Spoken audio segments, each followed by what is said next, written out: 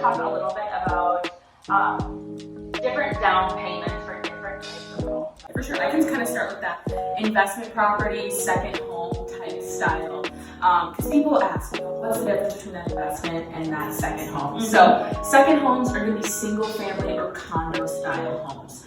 They don't want multi-families, living or occupying in that. And a second home constitutes something that's 100 miles or more. People ask me a lot about what if I'm doing an investment property? What if it's a single family home? What if it's a duplex?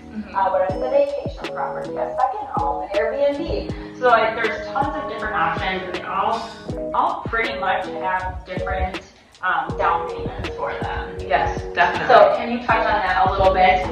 For sure. I can kind of start with that investment property, second home type style. Because people ask, what's the difference between that investment and that second home? So second homes are going to be single family or condo style homes. They don't want multi-families, living or occupying in that.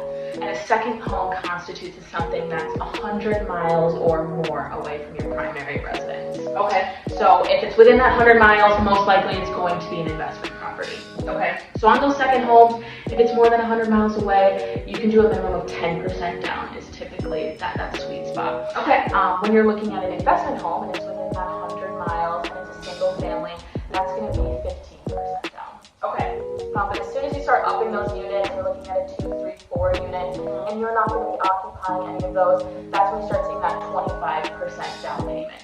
So that's a great question. What if you are going to be occupying one of those units? Yes. So my favorite house hack was the FHA program for 2 to 4 units. If you live in one of those units, you can put as low as 3.5% down, which, it's such a steal in the investment world to have so much cash still left out. Yeah. So what if it is an owner-occupied duplex and they want to go a conventional route instead of FHA? Yep, for sure. So there are 2 different products in the conventional world with those. So if you have qualified for a home possible loan, the way you qualify is certain income limits of the zip code. So if you qualify within those income limits, you can put as low as 5% down to a conventional property. If you don't, then it would be 15% down. Okay.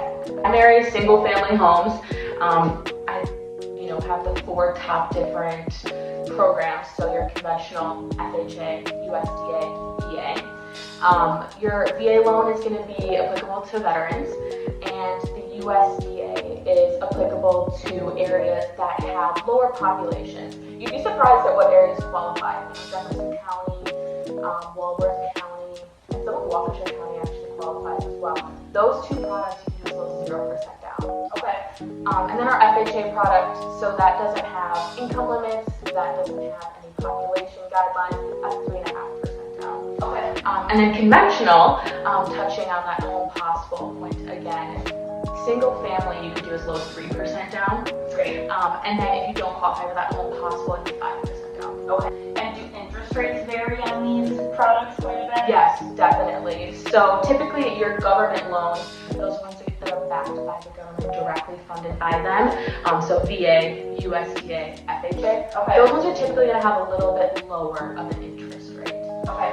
Your conventional loans through Freddie Mac and Fannie Mae, they are going to have just a little bit higher of a loan, or an interest rate. Okay. But with that, the offset to those is the mortgage insurance. Do you want to add Yeah. So the mortgage insurance varies on those loan products as well. So your conventional loan product, that mortgage insurance, depending on credit score, is sometimes going to be lower than the FHA standard. Okay. Because on a conventional loan, your credit score is what determines what that mortgage insurance rate is. Okay. Now on a FHA loan, it's a flat mortgage insurance rate of 0.85. It doesn't matter if you have a 740 credit score or a 580 credit score, it's going to be that 0.85. Okay. Now, your USDA and your VA loans don't have